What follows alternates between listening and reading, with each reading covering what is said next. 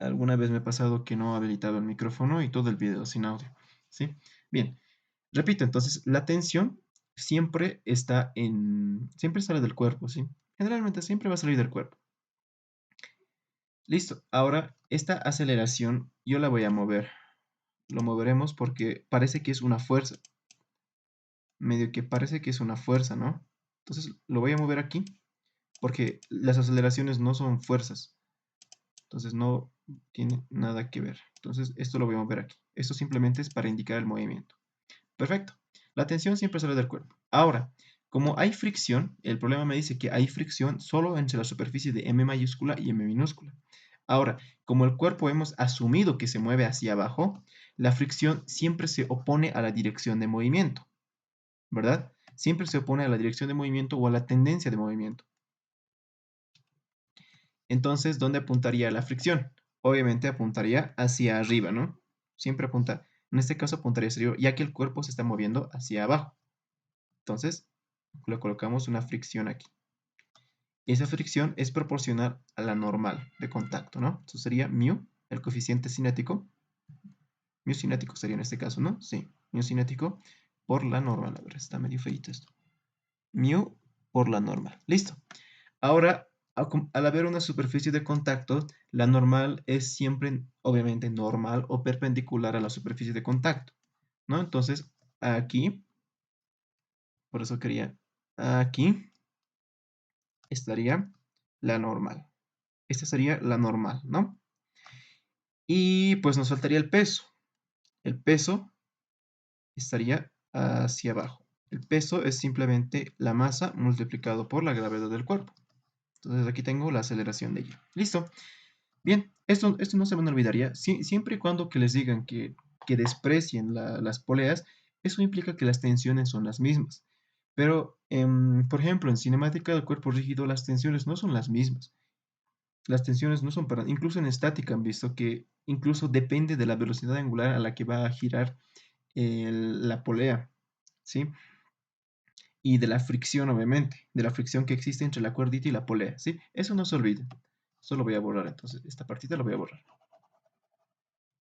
¿Ya? Perfecto. Perfecto. Ahora, la aceleración de m. Primero, la aceleración de m sería la suma vectorial de todas las aceleraciones, ¿verdad? Es decir, la aceleración en x, en y, más la aceleración en y, en j, ¿verdad? ¿Por qué? Porque tiene movimiento bidimensional. Entonces hay dos aceleraciones. Eso es bien importante. Listo. Ya tengo el diagrama de cuerpo libre. Entonces aplicaremos la formulita. Yo sé que la sumatoria de fuerzas en el eje X va a ser igual a simplemente la masa por la aceleración en el eje X, ¿no? ¿Verdad?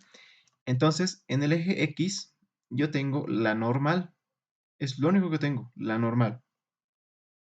Por lo tanto, la normal es igual, en este caso, la normal, fíjense que como he tomado mi sistema coordenado que apunta hacia la derecha, todo lo que apunta hacia la derecha es positivo, ¿sí? Todo lo que apunta hacia la derecha. Por lo tanto, la normal, como apunta a la derecha, es positivo. Entonces, simplemente tengo que la normal va a ser igual a la masa por la aceleración en el eje X. Listo. Esta va a ser mi ecuación número 1. Listo. Ahora, a ver, ahora podemos hacer la misma ecuación, pero en el eje Y. Sumatoria de fuerzas en el eje Y es igual a la masa por la aceleración en el eje Y. Listo. Ahora, como he tomado positivo hacia abajo, fíjense, positivo hacia abajo, entonces todo lo que apunta hacia abajo va a ser positivo. Entonces simplemente sería aquí masa por gravedad menos mu por la normal menos la tensión, que esto obviamente va a ser igual a la masa por la aceleración en el eje Y. Entonces simplemente, y aquí tengo la ecuación número 2. Listo. Bien, ahora nos falta hallar una relación de aceleraciones. ¿Ya? A ver, para esto, a ver, para esto, incluso nos falta hallar la tensión. Para eso lo que vamos a hacer es, primero, voy a dibujar el prisma para que me entiendan bien. Esto es bien importante. Vamos a dibujar el prisma. Quizás aquí, más o menos así. A ver, es más o menos así. Más o menos aquí. Listo. Luego aquí está la pequeña polea. Y obviamente aquí está la masita, ¿no? La masa pequeña. Bien. Ahora a ver dónde está. Aquí más o menos le sale una pequeña polea. Listo. Aquí. Y esto está así, ¿no? Está así. Y aquí obviamente está articulado. ¿Ya? Listo. Más o menos así sería. Ahora, chicos, observen algo. Si este pedazo sube un delta Y, digamos que sube un delta Y, este pedacito, ¿no? Este pedazo sube un delta Y, ¿qué implica? ¿Qué implica, chicos? Que aquí también también se va a perder va a subir un delta Y, ¿verdad? O sea, claro, si este pedazo sube en delta Y, implica que este pedazo también sube en delta Y. Por lo tanto, para la masa, aquí va a bajar el mismo delta Y, ¿verdad? Ahora, noten algo bien interesante. Este delta Y está en el eje X. Por lo tanto, aquí ¿qué puedo asumir? ¿Qué puedo decir? Que delta Y es igual a delta X. ¿Por qué? Porque si la cuerdita sube un pequeño delta Y, en el eje X también se va a desplazar un delta X, ¿verdad? O sea, en otras palabras, esto es igual a delta X. Ya que aquí he colocado mi eje Y este es mi eje X, ¿no? ¿Están de acuerdo? Ahí mi X parece un delta Y. Delta X, listo. A ver, lo vamos a borrar. A ver, ¿hasta aquí alguna duda? Esta parte es bien importante porque con esto vamos a sacar las aceleraciones. Y esto va a ser igual a delta X. Claro, ¿no? Porque observen, si la masa sube, si la cuerda sube una pequeña longitud, en el eje X esa misma longitud va a recorrer todo el cuerpo, ¿verdad? Y, y la masa va a bajar la misma longitud. Entonces, observen que esto podemos dividirlo, la ecuación que hemos deducido de la observación del problema, podemos dividirlo entre delta X. Podemos dividirlo, perdón, 1 sobre delta T. Entonces, al tener esto, voy a tener delta Y sobre delta T es igual a delta X sobre delta T. Bien, si tomamos el límite cuando delta T tiende a 0, esa es la definición formal de derivada, ¿verdad? Por lo tanto, ¿qué sería? La derivada de Y respecto de T es igual a la derivada de X respecto de T. En otras palabras, ¿qué me dice? Que la velocidad en X es igual a la velocidad en Y. ¿Sí? Ahora, esta ecuación la podemos otra vez derivar respecto al tiempo. ¿Y qué tengo? Que la segunda derivada de Y respecto de T dos veces es igual a la segunda derivada de X respecto de T dos veces. Entonces, ¿qué me dice? Que la aceleración en el eje X es igual a la aceleración en el eje Y, ¿verdad? Si tomo el límite, ya tengo esto. Entonces, la pequeña masa M, estamos hablando de la pequeña masita M, tiene la misma aceleración tanto para el eje X como para el eje Y, ¿no? Esto incluso basta con imaginarse el movimiento, ¿sí? Entonces ya hemos demostrado que las aceleraciones tanto en el eje X como en el eje Y son las mismas. Ya, bien. Perfecto, perfecto. Ahora lo que vamos a hacer es que voy a copiar otra vez la pequeña gráfica. Este dibujito lo voy a copiar. Ahí, ahí. Este problema del Sanga lo saco del... Hay un librito que tiene ruso, se me ha ido, pero se me fue el nombre. Ya, vamos a copiarlo. Listo. Esto me sirve mucho. Ahora quiero una gomita. Y esto lo voy a borrar. Ah, ya, bueno. Ay, no, no. Esto lo voy a borrar. Oye, vamos a hacer un análisis para tensiones. porque necesitamos calcular la tensión.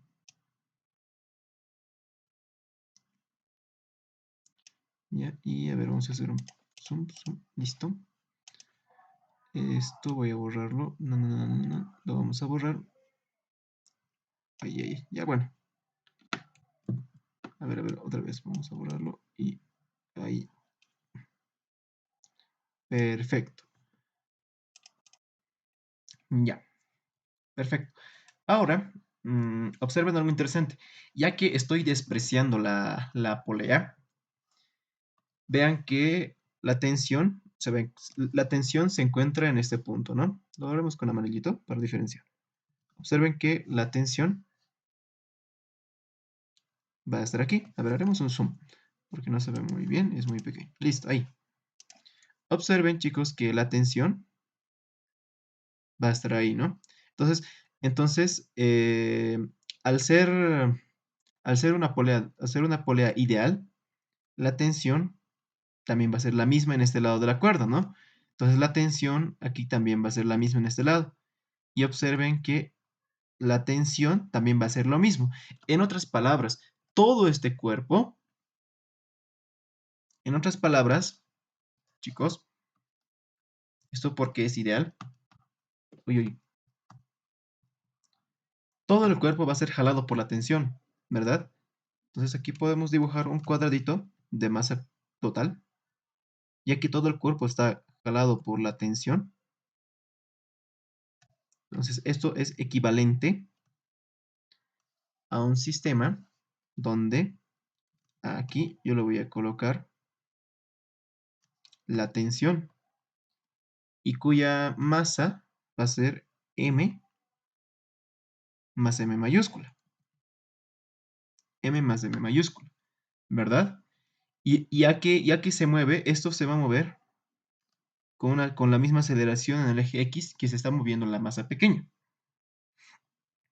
Entonces, de esto le voy a llamar diagrama de cuerpo libre 2. No sé qué diagrama de cuerpo libre será. A ver, a este le llamaremos diagrama de cuerpo libre 1. ¿Sí? Bien, entonces aquí podemos escribir D, DC2. A ver, sabemos que la sumatoria de fuerzas en el eje X es igual a la masa o la aceleración en el eje X, ¿verdad? Eso es el diagrama de cuerpo libre 2. Ahora, el problema, la condición del problema que me dice, solo entre el prisma y el cuerpo M existe rozamiento. Entonces, aquí no hay rozamiento, el rozamiento es cero. Por lo tanto, simplemente tengo que la tensión es igual a la masa total, que sería M más M mayúscula, todo esto por la aceleración en el eje X. ¿Listo? A esta ecuación le llamaremos, a ver, ¿dónde está? Mi ecuación número 1, mi ecuación número 2. Esta va a ser mi ecuación número 3 y esta pues obviamente va a ser mi ecuación número 4. Espero que se haya entendido esta parte, ¿no? Hasta aquí, espero que esté muy claro. ¿Sí? Entonces, ya que el sistema ya que tiene poleas ideales, por lo tanto las tensiones se van a repetir, entonces todo el sistema va a estar jalado por la misma tensión, ¿no? Repito, la tensión siempre sale del cuerpo cuando quieran hacer un diagrama de cuerpo libre, eso es un buen hack. Ya, ya está. Entonces aquí tengo la aceleración en el eje, hemos demostrado que la aceleración en el eje X va a ser igual a la aceleración en el eje Y, y también hemos calculado que la tensión va a ser igual a m minúscula más m mayúscula por la aceleración en el eje X. Listo. Listo. Ahora, podemos reemplazar todo en la ecuación número 2, ¿no? Ya. En 2, aquí esto, para diferenciarlo, no, vamos a colocar una pequeña rectita. Así. Miren, en 2. La masa por la gravedad es constante. En este caso sería simplemente m minúscula, ¿no? Entonces simplemente tengo aquí m minúscula. Entonces simplemente tengo m minúscula y con blanquito. Simplemente aquí tengo m minúscula multiplicado por la gravedad. Esto lo moveremos aquí para que copien esta parte. ¿Sí? Bien, listo. Menos mu por la normal, pero yo sé que la normal es igual a la masa por la aceleración en el eje X. ¿No? Menos la masa mu por la masa por la aceleración en el eje X. Listo. Ahora, menos la tensión. Hemos demostrado que la tensión es menos, es igual a la suma de las masas por la aceleración en el eje X. Entonces simplemente aquí sería masa más m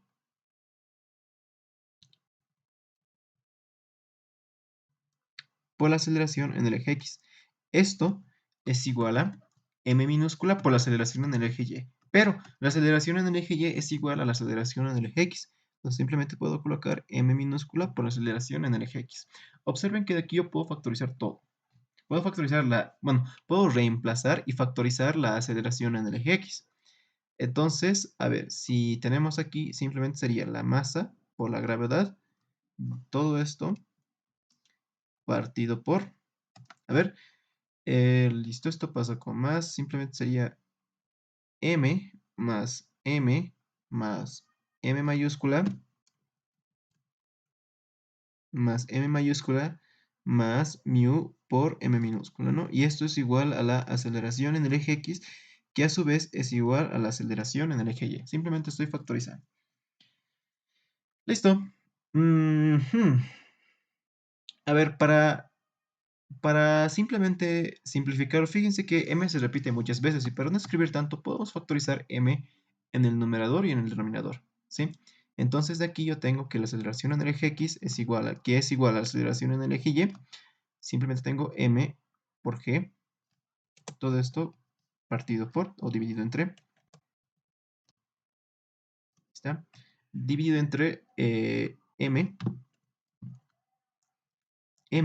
por 2 más mu más m sobre m minúscula. Listo. Ahora de aquí noten que se cancela. Por lo tanto, de aquí ya hemos calculado, ¿no? La aceleración en el eje X, que va a ser igual a la aceleración en el eje Y, va a ser simplemente la gravedad. Todo esto. Ah, del hilo Doppler sacó esto. En el hilo Doppler he visto este problemita. De mu más m sobre m. Ahora, digamos, si es que tienen alguna duda de que si su respuesta está bien, yo siempre lo que siempre hago es recurrir al análisis dimensional, ¿sí? Fíjense que la gravedad tiene longitud de tiempo a la menos 2. La gravedad tiene unidades de longitud por t a la menos 2, ¿no? Que son unidades de aceleración. Entonces fíjense en el denominador adimensional, este es adimensional, y este de aquí es adimensional, masa sobre masa es adimensional, por lo tanto está bien, o sea, dimensionalmente está bien, ¿no? Muchas veces les va a salir que algo que no es dimensionalmente correcto, entonces siempre traten de revisar esa parte del análisis dimensional. Creo que está bien ahí, ¿sí? Listo. Entonces, esa sería la aceleración. Pero, en la ecuación número... Ay, ya no importa. Pero, si visualizan el movimiento, observen que la masa m se mueve en, en dos sentidos, ¿no? Tiene movimiento bidimensional. Ahora, fíjense que me dice hallar la aceleración del cuerpo m con respecto al plano horizontal por el que se desliza. Perfecto. Entonces, como la aceleración del cuerpo m, entonces aquí vamos, ¿no? La aceleración del cuerpo m, el vector, es simplemente la aceleración en el eje x en y más la aceleración en el eje y en j. Además, habíamos dicho que la aceleración en el eje x, hemos demostrado, es igual a la aceleración en el eje y. Y ya tenemos esto. Por lo tanto, la aceleración m simplemente vale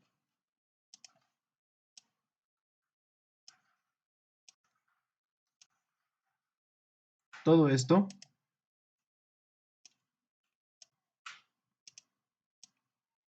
en y, todo esto en y más todo esto en j. El Sanga lo que hace es calcular el módulo. El módulo, ¿sí? Entonces la aceleración de la masa m, y si observan, esta es la respuesta. Es simplemente igual a... ¿Hasta que tienen alguna duda? Siempre traten de imaginarse cómo va a ser el movimiento, ¿ya? Raíz de 2 por la gravedad, si calculan el módulo les va a salir lo mismo, ¿no? Sobre 2 más mu por m sobre m. Y ya está. Y esta es la respuesta. ¿Alguna duda, chicos? Bueno, ya es ya dinámica un poquito ya más complejo, ¿no? Como en física 100. Listo. Ya está. Y esa es la respuesta que está en el libro. Es un problema propuesto y esa es la respuesta, ¿sí? Era un poquito complicado, ¿no? Siempre estar un poquito complicado darse cuenta de que tiene movimiento bidimensional. Ujú. Ya, eso es bien importante. ¿Alguna duda, chicos?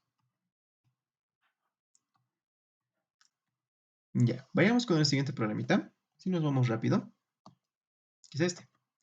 Ya, aquí es un poquito más complicado porque la fuerza retardadora, en este caso, es función de la velocidad.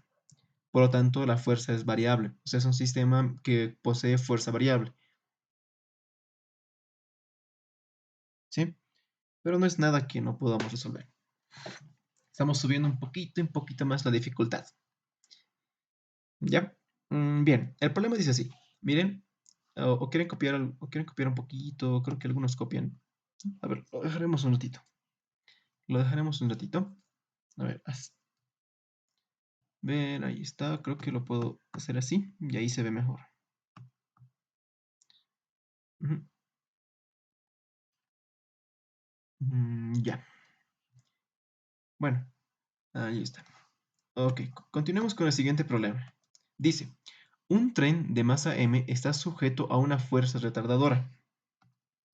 Sí, ¿sabían que los trenes cuando paran les echan arena a las rieles? O sea, tienen como un pequeño conducto donde pasa arena y echan arena a las rieles y eso hace que aumente la fricción. Entonces eso aumenta la fuerza retardadora y obviamente se frena más fácil.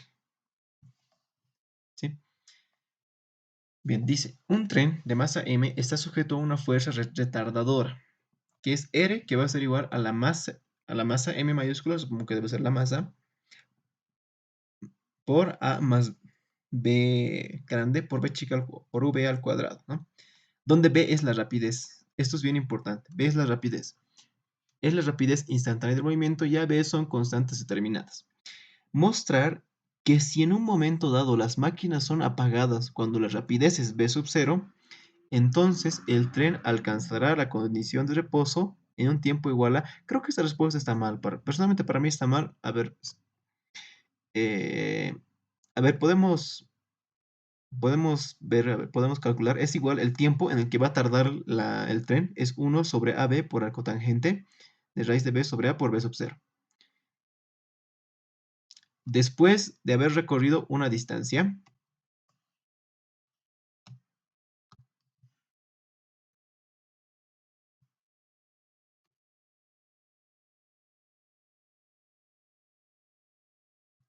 creo que esto, ¿no? Bien, después de haber recorrido una distancia, S, bueno, después de haber recorrido esta distancia. Entonces, fíjense que R es función de la velocidad. O sea, la fuerza que retarda al tren es variable. O sea, va a variar dependiendo de la velocidad. A mayor velocidad, mayor fuerza, ¿verdad? Ya que depende del cuadrado de la velocidad. A menor velocidad, menor fuerza. ¿Sí? Bien, entonces lo primero que vamos a hacer es dibujar un pequeño trenecito. ¿Sí? Vamos a dibujar un trenecito. Un trenecito. Ya. Va a ser una cajita que es lo único que sé dibujar. ¿Ya? Dice, un tren de masa m. Entonces todo el tren tiene masa m. Ahora, para que el tren se esté moviendo, debería haber una fuerza aquí, ¿no? Porque una fuerza que podría ser de la máquina por combustión y no sé cómo funcionará un tren, ¿sí? Listo. Ahora, pero fíjense que me dice durante la rapidez, mostrar que si en un momento dado las máquinas son apagadas, entonces, ¿qué implica? Que la fuerza que impulsa al tren va a ser cero. Entonces, simplemente esto es nulo, ¿no? Simplemente lo hice con fines didácticos. Es nulo, es un vector nulo, cero vector. O sea, cuando ya se apagan todas las máquinas, las máquinas, cuando la rapidez es v sub 0, justamente ese instante, entonces el tren alcanzará la condición de reposo en un tiempo igual a, bueno, ya está el tiempo, ¿no? Arcotangente. Ya. Ahora, también aquí hay una fuerza retardadora. Como el movimiento del tren, digamos que lo vamos a hacer movimiento en esa dirección, su movimiento va a ser hacia la derecha, y aquí es retardadora, debería retardarlo, por lo tanto debería ser contrario al movimiento. Entonces, lo voy a colocar aquí, y esta va a ser la fuerza R. Y esta pues va a ser la fuerza R. ¿Listo? Bien, pero el cuerpo se mueve todavía hacia la derecha, pero ya no hay ninguna fuerza que haga que se mueva a la derecha, porque se han apagado las máquinas, ¿no? Entonces, lo que podemos hacer aquí es simplemente, primero, ya que el movimiento es unidimensional, podemos tomarlo como una partícula.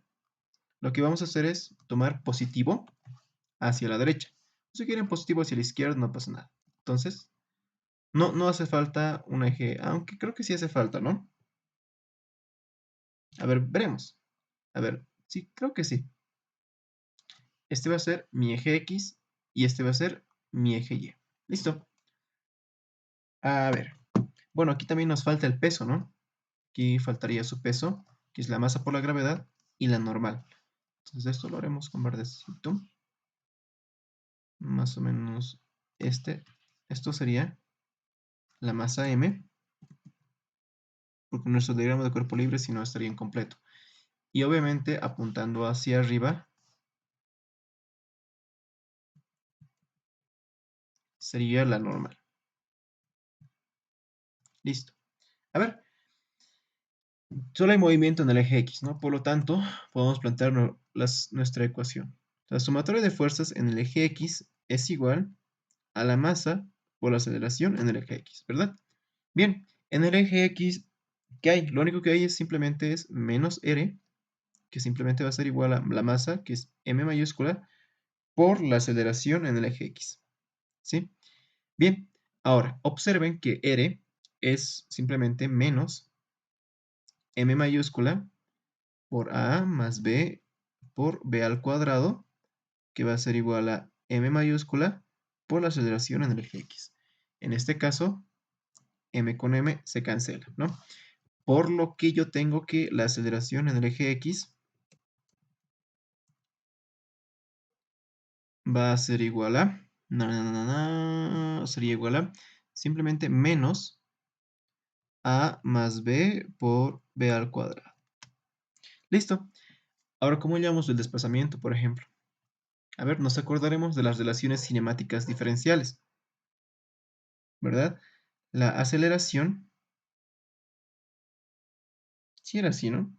La aceleración, no, es a la velocidad, ¿sí? Lo que el diferencial de velocidad es al diferencial de S, ¿no? Ya que S va a ser en este caso sería X, al diferencial de X, ya que es el movimiento del eje X. Por lo tanto, la aceleración es simplemente la velocidad por la derivada de la velocidad respecto a X. Podemos reemplazar esto en la ecuación, ¿no? Entonces, aquí sería la aceleración, bueno, esta aceleración es igual simplemente a la velocidad por la derivada de la velocidad respecto de X. Esto es igual a, ponemos con blanquito, menos A menos B por B al cuadrado. Ujú, ujú. Ahora, esta es ya una ecuación diferencial de variable separable, entonces simplemente aquí tengo B por el diferencial de B por el diferencial de B, todo esto dividido entre A más B al cuadrado va a ser igual a menos el diferencial de X. Listo. Ahora observen que podemos integrar esta ecuación. Ya que es una ecuación de variables separables, una ecuación diferencial bastante sencilla, entonces procedamos a integrarlo. Bien, si integramos esto, desde que x vale 0, que aquí va a ser mi referencia, hasta que x vale s, ¿verdad? Que es lo que yo quiero hallar. Y bien, aquí sería, cuando x vale 0, la velocidad, fíjense que cuando justamente pasa el incidente que lo frenan, fíjense que la rapidez es v sub 0. Por lo tanto, aquí tengo v sub 0 hasta, hasta como se detiene cuando vale s, la velocidad debería ser 0, ¿no? Porque eso es condición de que Esa es una condición de que de que el tren se detenga. La velocidad debería ser cero. Cuando hay un desplazamiento s, la velocidad debería ser cero. Y cuando hay un desplazamiento cero, la velocidad debería ser igual a v sub cero, ¿no? ¿Y hasta aquí tienen alguna duda? Eso simplemente es las relaciones diferenciales que vimos en nuestra primera clase, ¿sí? Bien, esta integral de aquí es pues directa. Ah, aquí me lo he comido una b, ¿no? Ahí está. Esta integral es directa, ¿no?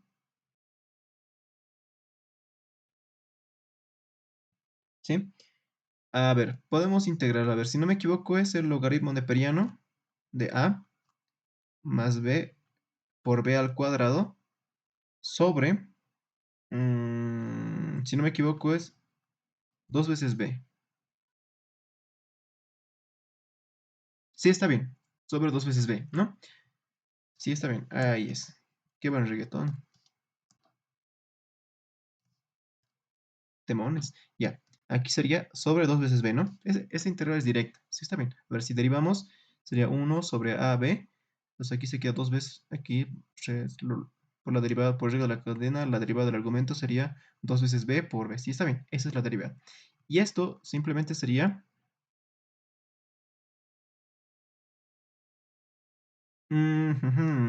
aquí nos hemos olvidado de algo. Desde b sub 0 hasta 0. Y esto simplemente sería menos s, ¿no? Simplemente es la... Listo.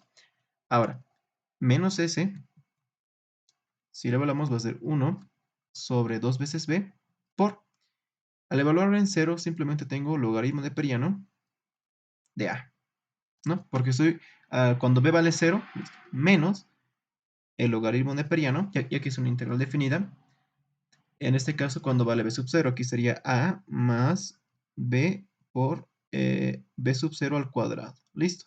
Ahora todo esto va a ser igual a menos s, ¿no? Bueno, ya estaba ya. Bien, ahora,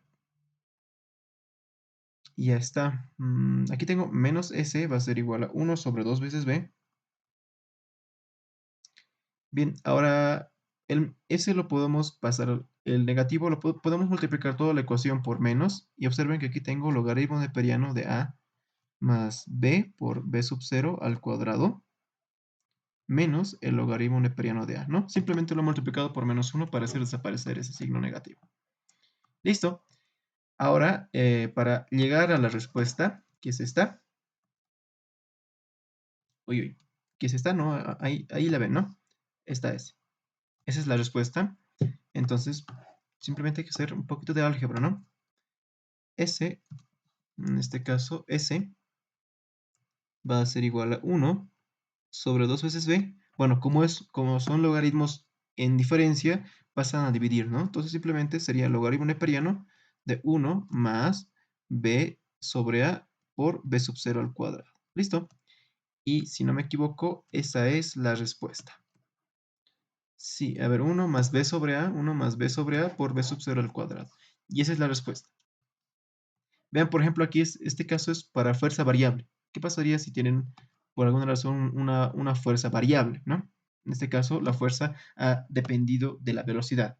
Podría depender también del tiempo. En este caso, si es que dependiese del tiempo, tendríamos que utilizar, digamos, la aceleración es igual a la segunda derivada de x respecto al tiempo, ¿no? Y así podríamos calcular. Y eso es lo que nos falta calcular el tiempo. Calcular en cuánto tiempo se va a detener. A esta ecuación la llamaremos la ecuación número 1, ¿ya? Entonces, me pide calcular el tiempo. Entonces, de 1, podemos venir aquí, de la ecuación número 1, que es simplemente la aceleración en el eje X es igual a menos A más B por B al cuadrado, ¿no? Aquí está, menos A más B por B al cuadrado. Listo. Ahora, aquí para hallar el tiempo podemos utilizar otra ecuación. Yo sé que la aceleración en este caso en el eje X es igual a la derivada de la velocidad respecto al tiempo. Si yo derivo la velocidad respecto al tiempo, esa es la aceleración. Ahora, yo puedo reemplazar esto en la ecuación, ¿no? Entonces simplemente sería la derivada de la velocidad respecto al tiempo es igual a menos a más b por b al cuadrado. Listo. Ahora observen que aquí yo tengo una integral, una ecuación diferencial de variable separable. Entonces simplemente esto pues lo podemos expresar así, ¿no? El diferencial de b va a ser igual a aquí sería a más b por b al cuadrado. Listo. Y esto simplemente va a ser menos el diferencial de t. Listo. Vean de nuevo que hemos llegado a una ecuación diferencial de variable separable. Entonces aquí podemos integrar. Sí, podemos integrar esto. Cuando t vale 0, la velocidad vale v sub 0, ¿no? Eso es por el problema. Aquí dice, ¿no? Ya que me dice al inicio. Entonces estoy tomando como inicio t0 y también desplazamiento 0, ¿no? Entonces cuando t vale 0, la velocidad vale v sub 0. Y cuando t vale un tiempo t, o sea, para un tiempo t genérico, la velocidad debería ser 0. ¿Verdad? Porque al ser la velocidad 0, esto me está indicando de que ya no hay desplazamiento. Listo. Ahora, esta integral es bastante, casi directa, ¿no? Para integrar esto podemos factorizar a. Tengo 1 sobre a. Sí, ¿no? Podemos factorizar a. Y ya que hay un menos, podemos utilizar, hay una propiedad, ¿no? Podemos multiplicar todo esto por menos 1 y esto se va a volver así. Simplemente cuando multiplicas algo, los límites se invierten, ¿no? Desde 0 hasta b sub 0. Esto para hacerlo más cómodo, ¿ya? Desde 0 hasta b sub 0. Entonces, con eso el signo negativo se pierde, ¿no? Entonces, esto de aquí, no, nada que ver. Entonces, al factorizar el diferencial, perdón, a, simplemente sería 1 más b sobre a por b al cuadrado. Y esto simplemente, ya aquí lo he multiplicado por menos 1, y eso ha causado que los límites se inviertan, esto simplemente va a ser t, ¿sí? Ya tengo el tiempo, básicamente, casi tengo el tiempo. Casi tengo el tiempo. Ahora, esto yo lo puedo expresar, bueno, lo que está aquí, a ver, lo vamos a anotar de manera más bonita. Podemos expresarlo en forma de raíz y todo esto elevarlo al cuadrado. Y esta no es una u, es una b. Listo. Es lo mismo, ¿no? Ahora esta es una integral directa, ¿sí? O quieren hacer... no, es una integral directa, ¿no? O hacemos, o lo integramos. Y a ver, integraremos. Integraremos, a ver, ¿por qué esto es directo? Si no me equivoco es arcotangente. Pero a ver, si es que no nos acordamos, ¿qué podríamos hacer? A ver, haremos un cambio de variable. A ver, tangente más 1. Entonces, que la tangente, haremos un pequeño cambio de variable. Sí, aquí voy a colocar un cambio de variable. La tangente de alfa, que sea igual a raíz de b sobre a por b.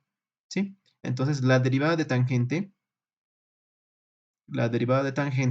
es simplemente secante cuadrado, ¿no? Secante cuadrado de alfa por el diferencial de alfa es igual a raíz cuadrada de b sobre a por el diferencial de b. De donde aquí podemos reemplazar fácilmente el diferencial de b. Entonces simplemente aquí tengo raíz cuadrada de a sobre b, porque lo estoy pasando a multiplicar, ¿no? Por el seno al cuadrado de alfa por el diferencial de alfa. Entonces, si reemplazamos esto en mi ecuación, que ahí ya no sé ni qué número es, creo que es la ecuación número 2, ¿no?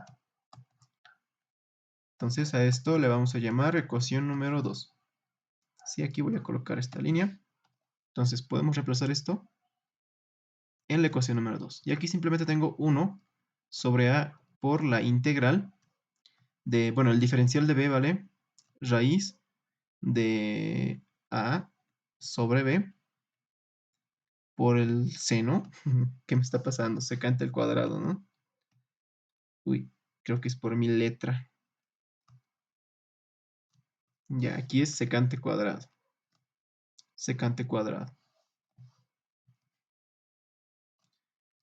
Entonces esto sería secante por la secante cuadrado de alfa por el diferencial de alfa. Entonces esto dividido entre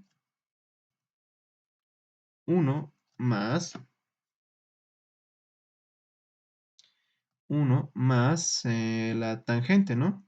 Tangente al cuadrado de alfa, porque todo lo que hemos, por el cambio de variable sería tangente, ¿no? Y esto sería pues igual al tiempo. Listo. Los límites no lo voy a colocar y porque hay que cambiar, hay que hacer cambios de variable, de 0 a b sub 0, me da flojera, ¿sí? Bien, observen que todo esto de aquí es secante al cuadrado, porque 1 más tangente cuadrado es secante cuadrado de alfa. Por lo tanto, esto con esto, chao. Ahora, miren aquí, esto es simplemente raíz, esto lo podemos usar como raíz al cuadrado, ¿no? Entonces, esto con la a se va. Por lo tanto, yo aquí tengo 1, sale, ¿no? 1 sobre raíz de a por b por la integral, simplemente del diferencial de alfa, que va a ser igual al tiempo. Entonces, de aquí, yo tengo que el tiempo es igual a 1 sobre raíz de ab por alfa. Bien, pero ¿cuánto vale alfa? Según esto, me dice que alfa vale igual a arco tangente de raíz de b sobre a por la velocidad, ¿sí? Entonces, podemos reemplazar esto, ya que el tiempo, ahí está, el tiempo es igual a 1 sobre raíz de AB, y aquí alfa vale el arco tangente de raíz de B sobre A multiplicado por la velocidad, pero no nos olvidemos de los límites, esto simplemente sería desde 0 hasta b sub 0, arco tangente de 0 es 0, ¿no? Entonces simplemente al evaluar los límites, simplemente sería que el tiempo es igual a 1 sobre raíz de AB por la arco tangente de raíz de B sobre A por B sub 0. Y ese es el tiempo.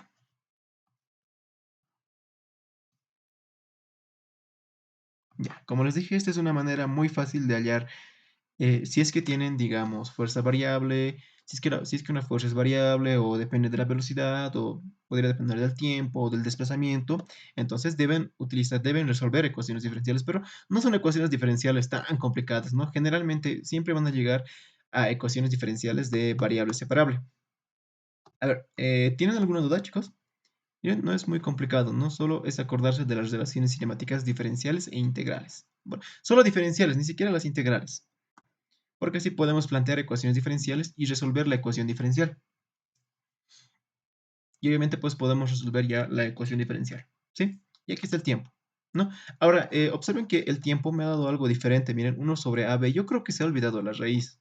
Yo pienso que se han olvidado la raíz porque imposible que salga 1 sobre AB. Sí, a mí me ha salido 1 sobre raíz de AB.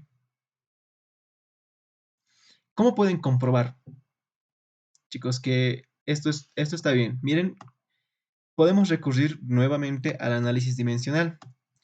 Miren, sabemos que M es igual a A más B por B al cuadrado. M tiene unidades de fuerza, ¿no ve? M tiene unidades de fuerza. Por lo tanto, va a ser simplemente masa, longitud por T a la menos 2, ¿no? Estas son las unidades de fuerza. Ahora, esta ecuación debe ser dimensionalmente correcta. Entonces sería masa, longitud por T a la menos 2. Bien, ahora esto también debe ser igual a masa por longitud, ¿no? Por lo tanto, la constante A debe ser igual a masa, longitud por T a la menos 2, ¿no? Debe ser masa, longitud, esto por el principio de homogeneidad.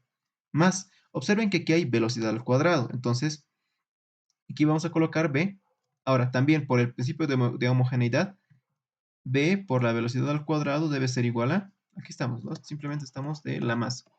Aquí está es M, ay, es, no quiero del cometido. R es igual a M por A por B al cuadrado, ¿no? Entonces todo esto está mal, me he equivocado. Eso ha sido por hacerlo a la rápida. Y ya.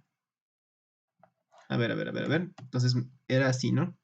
R es igual a M por A más b por la velocidad al cuadrado.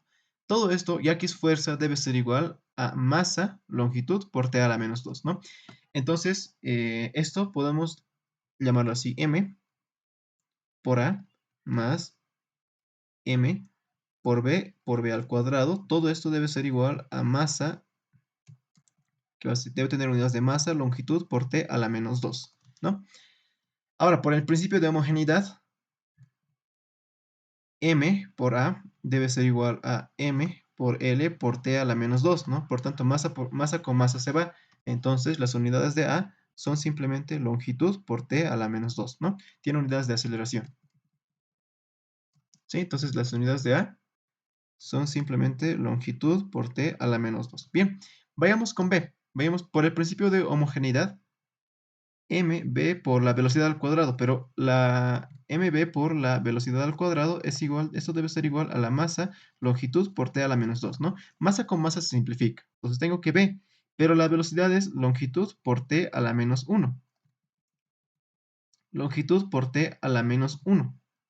Todo esto es igual a L por t a la menos 2, ¿no?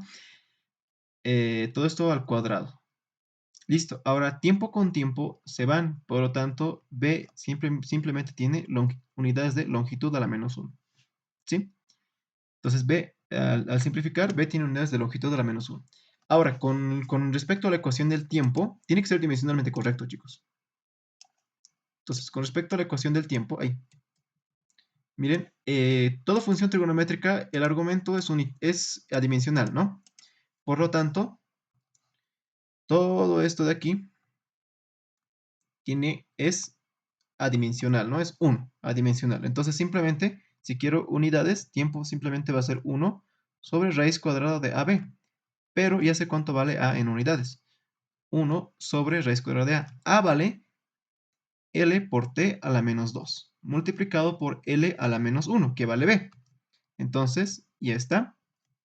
Ahí vamos. Y observen que, miren, aquí me estoy equivocando.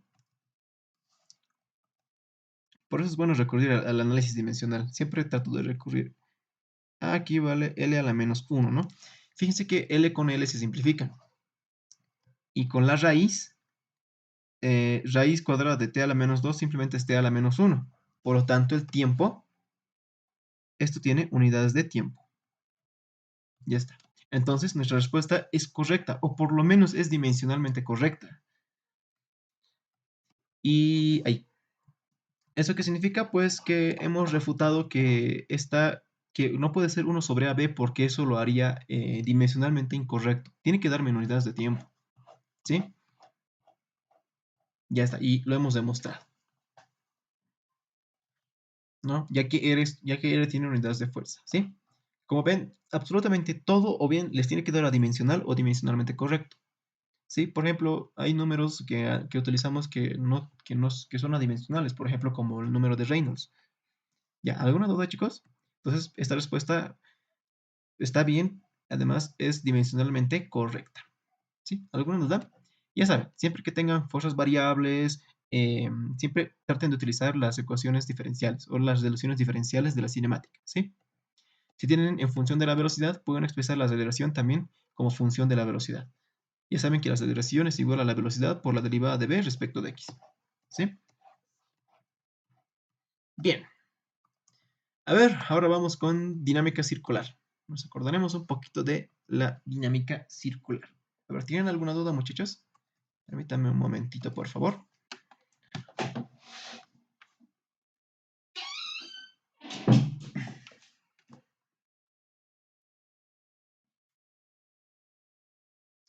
Ahora sí. Ese problema tiene una, como dicen, pescada. Es bastante...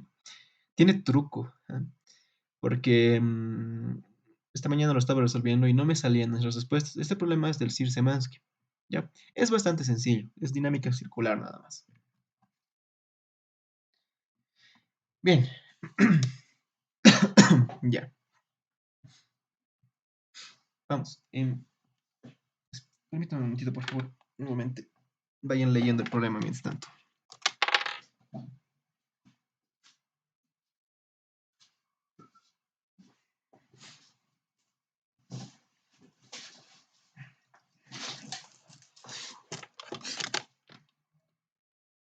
Ya, ahora sí, me estaba haciendo frío y me he puesto una chamarra.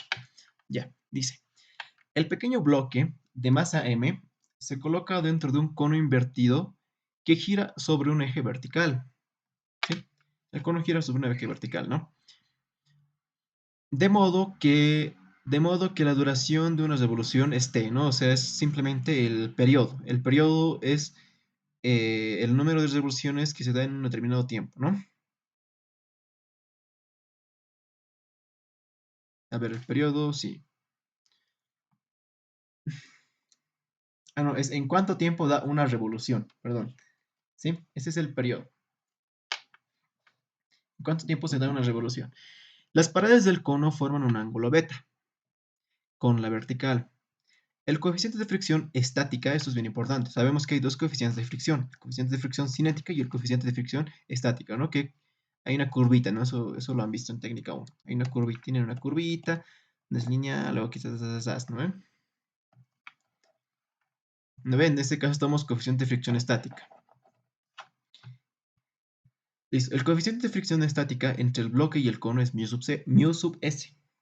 Si el bloque debe mantenerse a esa altura constante, ¿eso qué implica? Que no hay desplazamiento. Que no hay desplazamiento, ¿no? Solo hay desplazamiento circular. Si el bloque debe mantenerse a una altura constante h sobre el vértice del cono, ¿qué valores máximo y mínimo puede tener el periodo? T. T máximo y T mínimo, ¿sí? Bien, para esto, a ver, para empezar, identifiquemos nuestros datos. Yo sé que tiene una masa m, ¿no? Y aparte conozco el ángulo beta y la altura, ¿no? Y se mide y pues gira dentro de un conito. Hagamos el diagramita de cuerpo libre. Entonces, creo que aquí, esto es más, un mejor lugar. Hagamos el diagramita de cuerpo libre. Más o menos tiene esta inclinación, ¿no? Entonces sería más o menos, por ahí sería 90 grados. Estos van a ser unos ejes auxiliares. Los voy a hacer así. Estos van a ser mis ejes auxiliares. ¿Sí? Perfecto. Ahora, la masa M siempre apunta hacia abajo. ¿Lo ven? La masa M siempre apunta hacia abajo. El peso, perdón. La masa, aquí sería la masa por la gravedad. Este sería el diagrama de cuerpo libre. Esto lo vamos a llamar el diagrama de cuerpo libre de la masa M. ¿Sí? Bien. Ahora, hay una superficie de contacto. Hay una superficie de contacto, por lo tanto, hay una normal. ¿Sí? Entonces, la normal es perpendicular a la superficie de contacto. Por lo tanto, aquí estaría mi normal. Mi normal. Aquí voy a colocar los ejes X y Y. Este va a ser el eje X. Listo. Este pues va a ser mi eje X. No. Este que sea mi eje Y y este va a ser mi eje X, ¿sí? Listo. ¿Dónde se repiten los ángulos? Todavía no he colocado la fuerza de fricción. El ángulo beta se repite aquí, ¿no? Y también por... Ver que está en el guión. Me quiere, no me quiere, me quiere, no me quiere, me quiere, no me quiere, me quiere. Ahí está, ahí es. H ya, listo. Se repite, ¿no ves? Cíclico. Ya. Listo. Ahora, dice, ¿qué valores máximo y mínimo puede tener T? ¿Sí? A ver, a ver, vamos a analizar frecuencia y no periodo, que creo que es con lo que mejor se entiende. Para frecuencia máxima, ¿sí? Aquí vamos a escribir para frecuencia máxima.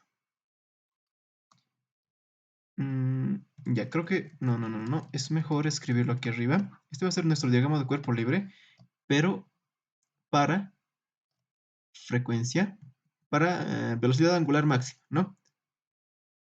Para velocidad angular máxima, ¿sí?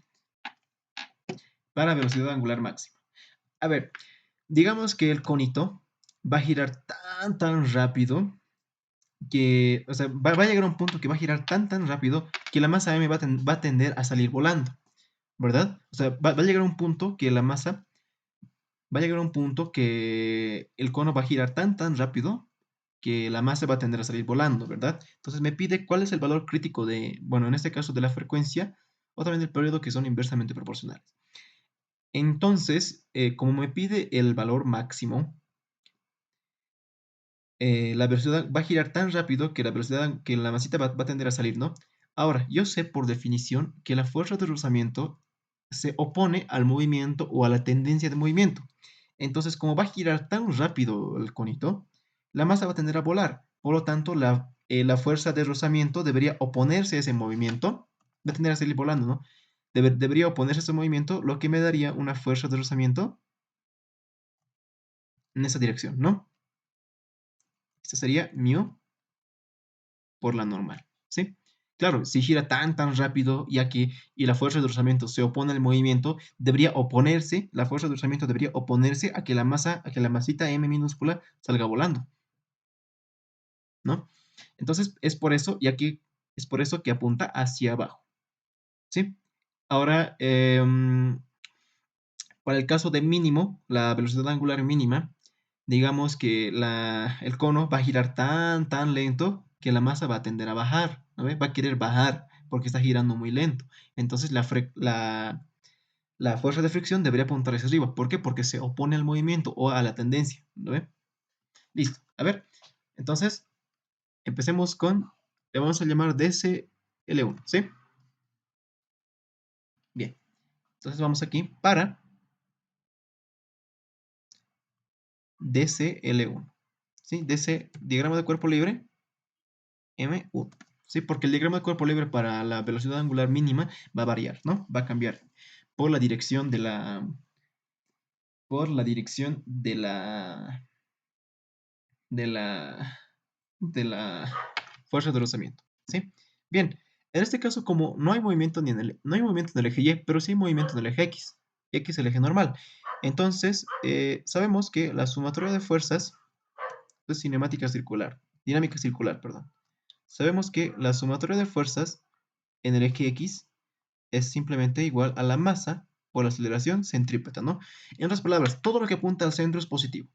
Por lo tanto, yo aquí tengo que la normal por el coseno de beta más mu por la normal por el seno de beta, mu por la normal por el seno de beta, simplemente va a ser igual a la masa por la aceleración centrípeta, pero la aceleración centrípeta es igual a la velocidad angular al cuadrado multiplicado por el radio, ¿no? Multiplicado por el radio. Esa es la aceleración centrípeta. Listo. Ahora, también sabemos que sumatoria de fuerzas en el eje Y debería ser igual a cero. ¿Por qué? Porque no hay movimiento en el eje Y. Entonces, todo lo que apunte hacia arriba va a ser igual a todo lo que apunta hacia abajo. Por lo tanto, yo tengo que la normal multiplicado por el seno de beta va a ser igual a la masa por la gravedad más mu por la normal multiplicado por el coseno de beta. Listo. Entonces, aquí yo simplemente tengo que la normal simplemente va a ser igual a la masa por la gravedad. Es cuestión de despejar, ¿no? Va a ser igual a la masa por la gravedad dividido entre el seno de beta más menos, ¿no? Menos mu por el coseno de beta. Listo, ya tengo la normal. Ahora me falta calcular el radio. Como, como el problema me dice que me da un ángulo y a su vez también me da, esto sería, aquí está, ¿no? Listo, listo. Como el problema me dice que siempre debe mantenerse a una altura h, entonces esta altura sería h, ¿no? Y este sería el radio, donde aquí podemos encontrar el ángulo. De esto, lo que me relaciona los ambos catetos es obviamente la tangente. Por lo tanto, de aquí puedo sacar que la tangente de beta es igual a cateto opuesto R sobre cateto adyacente, ¿no? Por lo tanto, el radio, ahí R, lo colocaremos R minúscula, ya que estoy utilizando R minúscula. Esto está mal. Entonces aquí sería R, ¿no? La tangente de beta es cateto opuesto R sobre cateto adyacente. Por lo tanto, tengo que R es simplemente H por la tangente de beta. Bien, a esto le vamos a llamar mi ecuación número 1. A esto le vamos a llamar mi ecuación número 2. Y a lo que hemos encontrado aquí le vamos a llamar la ecuación número 3. Bien, bien, perfecto. Ahora podemos reemplazarlo todo en 1, ¿no? todo en la ecuación número 1. Entonces vayamos aquí.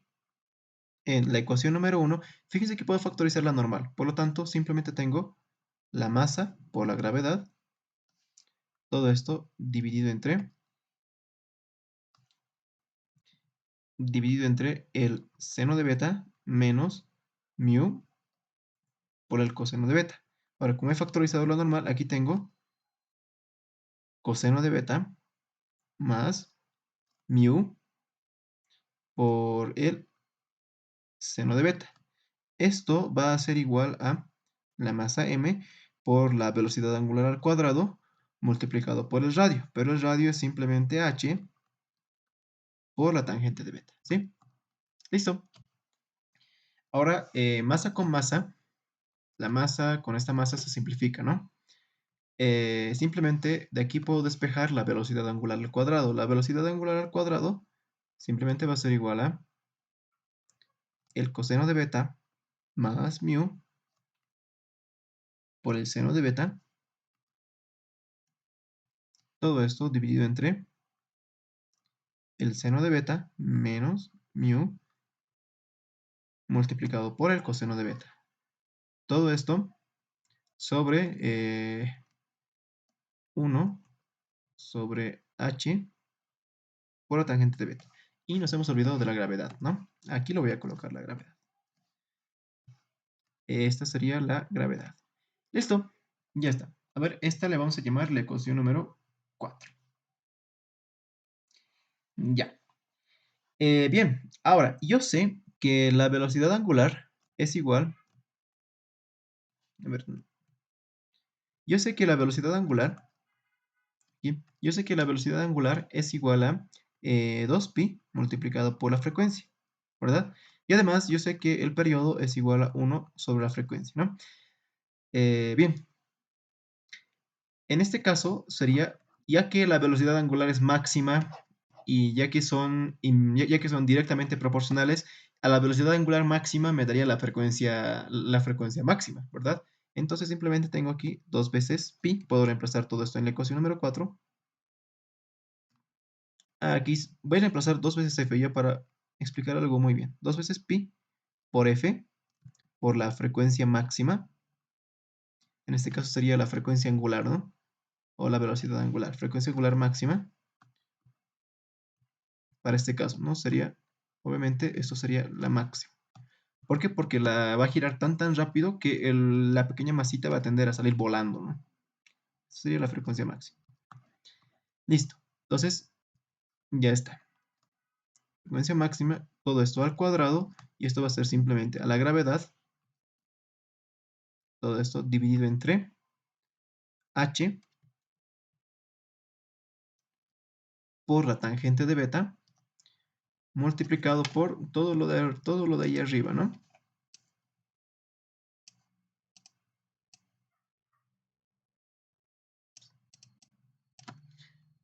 Todo lo de aquí arriba. Ya.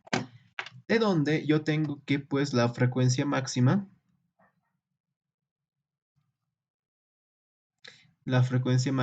simplemente va a ser 1 sobre 2 veces pi por la raíz cuadrada. Son capísimos en álgebra, así que ya haremos rápido. Listo. Todo esto por la raíz cuadrada.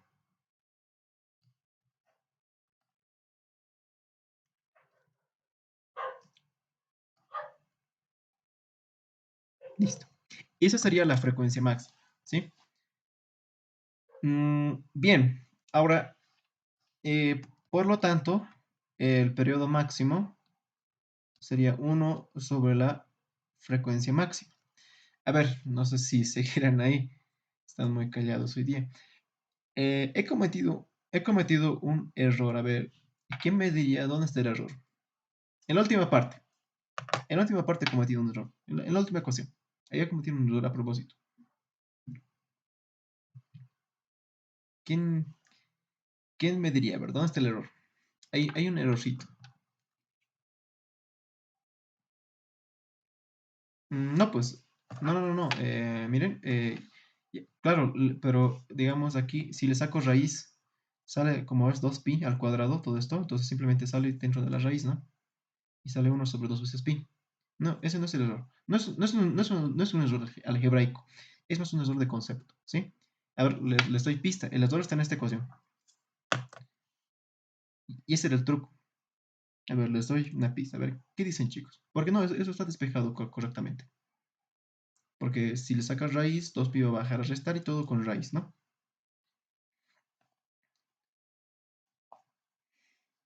A ver, ¿cuál creen? A ver, fíjense que esta ecuación de aquí es directamente proporcional, ¿no ve? Porque miren esta de aquí. Esta relación, esta ecuación de aquí es directamente proporcional, ¿verdad? ¿Ya? ¿Todavía? Nada más, ya, bueno. Bueno, justamente yo me equivoqué en esto. Esta mañana estaba resolviendo y yo decía, ¿por qué no me sale? Porque miren, si nos va a salir la... Entonces, esta ecuación de aquí es inversamente proporcional, ¿verdad? Es inversamente proporcional. A ver, nos acordaremos de algo. Bueno, nos acordaremos de nuestro cursito de cálculo. A ver, ¿se acuerdan que el límite, cuando, no sé, x, no sé, qué sé yo, cuando a tiende a 0, de 1/a, esto es infinito, ¿verdad? ¿Verdad? Eh, ¿Qué me dice esto? Que mientras más pequeño sea a, mientras más pequeño sea a, más grande va a ser el límite, ¿ok? Claro, esto significa inversamente proporcional. Mientras más pequeño sea a, más grande sea el límite. O lo mismo que decir que mientras más grande, digamos 1/a, mientras más grande sea a, más pequeño va a ser el límite. O sea, va a ser más pequeño. O sea, mientras más grande sea a, entonces mientras más grande sea a, más pequeño va a ser más pequeño va a ser el infinito, ¿no ven? Porque hay infinitos más grandes que otros infinitos, ¿no? Por ejemplo, de 1 a 2 hay 1.1, 1.2, 1.3, hay infinitos números, ¿verdad? Entre 1 y 2. Es un infinito. Pero de entre 1 y 3 hay infinitos números, pero más grande. Entonces hay infinitos más grandes que otros infinitos, ¿verdad? Porque el infinito no es un número, es un concepto, ¿sí? Entonces, mientras más pequeño se haga A, más grande va a ser. A ver, aquí para evitarnos confundir, le voy a llamar simplemente, bueno, esto es infinito, ¿no? Pero simplemente le voy a llamar, ¿sí? Obvio, muy bien, eso quería que se den cuenta. Claro, porque como la frecuencia es tan grande, al periodo lo va a hacer más pequeño. Entonces, este sería el periodo mínimo, ya que eso significa que son inversamente proporcionales, ¿sí? Lo que me significa inversamente proporcional significa que si uno aumenta, el otro va a disminuir.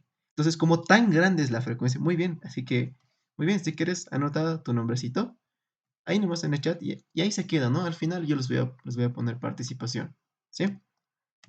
Listo, y es solo eso, o sea, era mucho criterio, ¿no?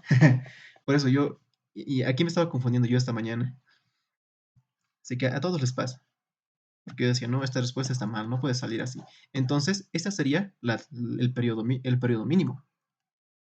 Entonces, yo tengo aquí que el periodo mínimo va a ser el inverso de la frecuencia máxima, ¿no? Entonces, aquí tengo 2 veces pi por la raíz cuadrada de h. Simplemente lo estoy elevando a la -1, ¿no? La raíz cuadrada de h sobre la tangente de beta.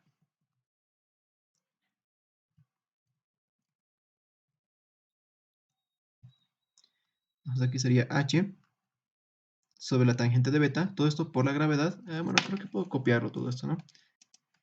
Listo. Y eso sería.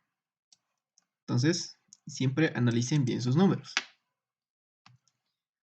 Por eso ese era el truco de este problemita. Y ese sería el periodo mínimo. Ya está. Listo. Por lo tanto, a frecuencia máxima, obviamente se da el periodo mínimo, ¿no? Ya. Bien. A ver, ¿qué hora ya es? Si gustan, ustedes resuélvanlo para el periodo máximo. Es básicamente lo mismo, solo que ya que, bueno, aquí te tenían que calcular la frecuencia angular mínima, ¿no ve? Ya que va a girar tan lento, va a girar tan lento. A ver, vamos a ver si quieren. Es básicamente lo mismo, es el mismo procedimiento, solo que va a cambiar una pequeña cosita, ¿no? A ver, ven.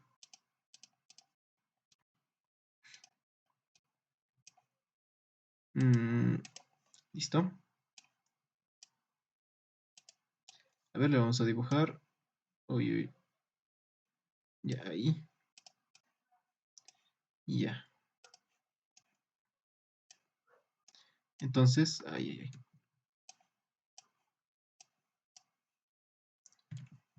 ¿Qué pasó? No, lo fregué. Ya. Ahora vamos a dibujar el cuerpo libre. Creo que ya ha quedado bien claro esa partecita. Entonces, esto... Ay, ¿qué ha pasado aquí? Mm, ps, ¿Qué está pasando? ¿Qué pasó? Se bugueó. Ah, ya, bueno. Bueno, lo voy a arreglar cuando lo suba. Bueno, a ver, voy a hacer un diagrama de cuerpo libre a la rápida. A ver, tal vez... Nada, no, se ha bugueado, ya, no importa. Bien, miren, incluso aquí se ha borrado, ya. ¿Por qué se borró eso? Ni siquiera yo lo he borrado. Ya, bueno, se bugueó el programa. Ya. Ujú. Ya, a ver, se bugueó el programa. Sí, ya. Bueno, no importa. Lo voy a arreglar en cuanto les pase. Bien, en el caso ya para la periodo máximo, que sería la frecuencia mínima, entonces en ese caso, digamos, va a estar así, va a estar así, ¿no? Apuntando hacia abajo, esto sí no va a cambiar. Los ángulos tampoco. Aquí sería la masa por la gravedad y aquí sería el ángulo beta, ¿no? Entonces, esto va a apuntar hacia, la normal va a apuntar hacia arriba. Siempre apunta perpendicular a la superficie de contacto, ¿no? La normal. Listo. Ahora, como, como, como el cono va a girar tan lento que la masa va a tender a caer, ¿verdad? Entonces, la fuerza de rozamiento se opone a la dirección de movimiento o a la tendencia de movimiento. Como la masa tiende a caer, entonces, esto, la fuerza de rozamiento ya en este caso apuntaría hacia arriba, ¿no? La fuerza de rozamiento, que va a ser μ por la normal, apuntaría hacia arriba. Y en este caso obtendríamos la frecuencia mínima, ¿no? Esta es para la frecuencia mínima, porque va a girar tan lento que la masa va a tender a caer, por lo tanto, la fuerza de rozamiento, al oponerse a la dirección de movimiento o a la tendencia de movimiento, va a apuntar hacia arriba, ¿no? Entonces, el periodo máximo va a ser igual a 1 sobre la frecuencia mínima. Ya que es tan pequeño, eso va a hacer que el periodo se haga más grande, ¿no? Listo. Entonces simplemente deben realizar el mismo procedimiento y fíjense que la solución es básicamente la misma, ¿no? Miren, háganlo ustedes si gustan. Miren, la solución, esto es T máximo, ¿no? Seno de beta más mu s. Ah, no, perdón. Nosotros hemos hallado el periodo mínimo, ¿no? Aquí está, 2 veces pi por h por, bueno, es más menos, ¿no? Más menos. Periodo mínimo. ¿Qué pasó aquí? ¿O nos equivocamos en algo? Ah, aquí hemos cometido un error, ¿no? Ya que esto lo he multiplicado por -1, ya que no lo he invertido esta ecuación, ¿no? Aquí sería, como es inverso, entonces aquí sería, sí, uy, por hacerlo a la rápida. Aquí sería seno de beta, claro, porque lo estoy multiplicando, es como si esto lo elevara a la -1, ¿no? Todo se invierte. Ujú. Sí, todo se invierte. Menos mu por el coseno de beta, todo esto, aquí sería coseno de beta más mu por el seno de beta. Listo. Y aquí está, ¿no? Seno de beta menos mu s por el coseno de beta. Seno de beta menos mu por el coseno y coseno de beta más mu por el seno. Aquí está. Justamente este es el mínimo. ¿Ya? Entonces el máximo, fíjense que solo cambia de signo, miren. Solo cambia de signo. Entonces ustedes si gustan, ustedes háganlo esa parte. ¿Ya? Ya que aquí, ya. ¿Alguna duda, chicos? Espero que haya quedado bien claro esa parte.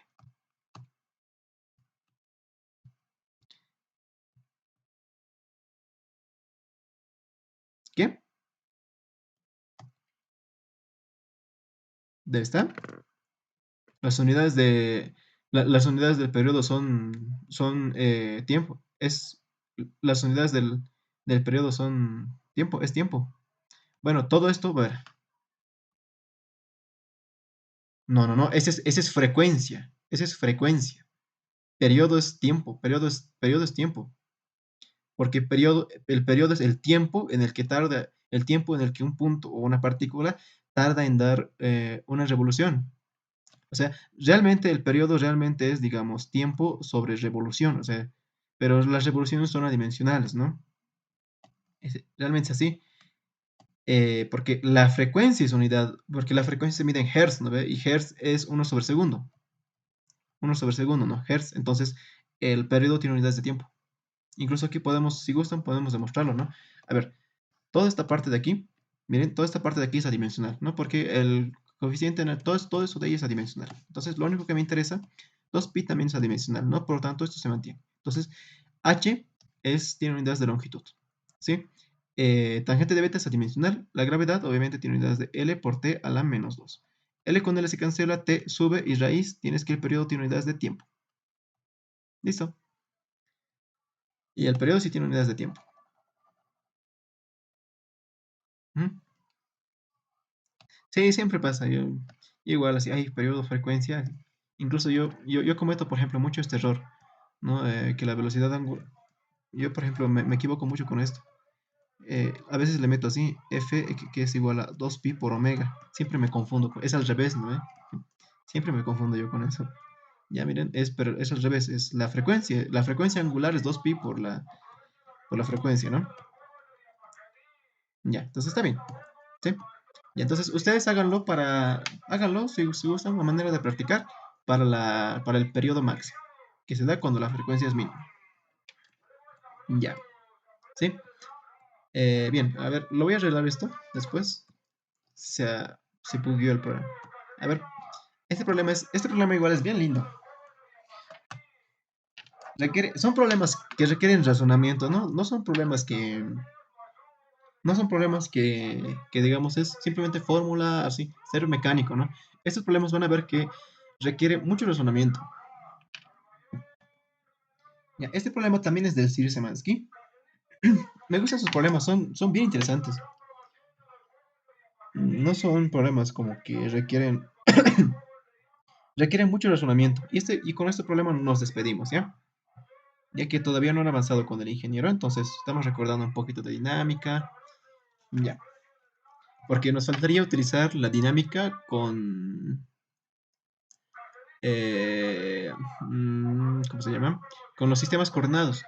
Eso es lo que nos falta a nosotros, ¿ya? Mientras tanto, recordaremos un poquito de dinámica con este problemita y nos vamos, ¿sí? Dispongan de su tiempo. Bien, dice, una cuenta, aquí está, ¿no? Punto B. Una cuenta pequeña puede deslizarse sin fricción, eso es bien importante, sin fricción, ¿ya? Puede deslizarse sin fricción. me, me pregunto si escucharán, ahorita está pasando el señor de los huevos.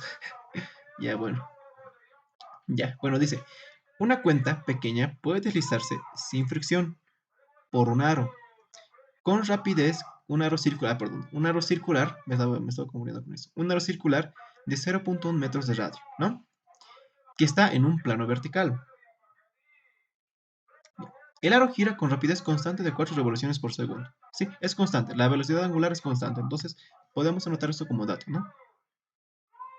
Dato, en este caso me está dando en revoluciones por segundo, ¿no? Aquí podemos anotar datos.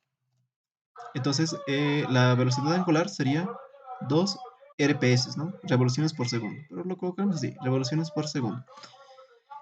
En torno a un diámetro vertical. Aquí está en la figura, ¿no? Calcule el ángulo beta en que la cuenta está en equilibrio vertical. ¿Ya?